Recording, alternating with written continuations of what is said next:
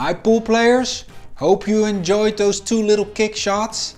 And I have a nice secret I want to share with you about the last one. You know what's important and what's the key to make this cue ball stick and slide behind these two balls here? That is to use a lot of topspin. If you don't, the cue ball will get away from these balls and it will never stop there.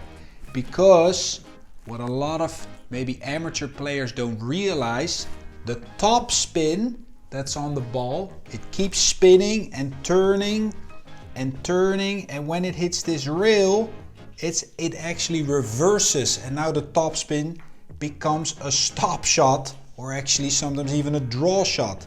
So if you put enough top spin and speed also in this three railer on this ball, it will actually do that, send that one away, and the cue ball will stay there nice and crisp. But there's another tip that I want to share with you, and that's a mental tip, because it's actually a trap. And that is, if you can do these shots in practice, there can be an expectation that you should be able to do it all the time.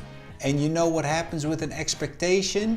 When you expect something, you become passive. You stop working for it and you start waiting for the result to happen instead of working for it. And that is a mental trap. Especially in matches, this can be a very tricky thing. We have to stay humble towards the game, respect it, and don't expect everything to happen automatically. Another big thing in mental match play, guys, is tilt. Mistake tilt, bad luck tilt, opponent tilt, equipment tilt, you name it. All very challenging topics, because how do you cope with making a big blunder and then coming back and making a great shot to save the match? I have a great example for you guys from a World Cup of Pool match from a few years back. I make a big blunder and then I recover with a great shot afterwards to save the game. Check it out. Here's the safety blunder on the 2-ball. I underhit that stroke, wasn't sure if I wanted to roll it behind the 6 off the rail or stop it. I came with a poor stroke and that cost us the rack, and now it went 8-8 instead of 9-7. So I was suffering there from mistake tilt, but I caught myself and I said my next inning at the table will be my best inning. This was on 8-8, my next inning, and that mental state of mind won us the game. We got ball in hand there and Nick made a beautiful 2-9 combo to put us in the semifinals.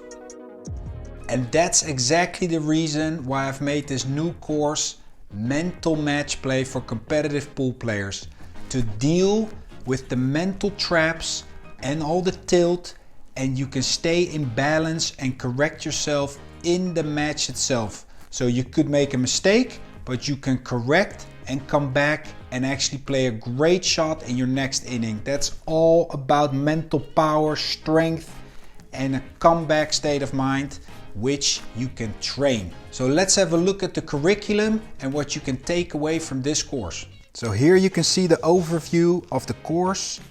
And as you can see, there's the expectations versus goals, that's the solution. Comparing yourself to others, very dangerous. A whole bunch of tilt plus the solution, guys. Then also two very strong topics, shame and projection and open wounds. Stuff that players don't like to talk about, but that they carry on their backs for years. Bad losses, shame, embarrassment. We have to try to get that to the surface, deal with it so we become more free and get our joy back in the game and start winning more games. When you're done with this course, you can confidently handle various forms of tilt and maintain a solid composure in your matches, and you're gonna have multiple tools to hold on in those tough match situations and climb back into good form.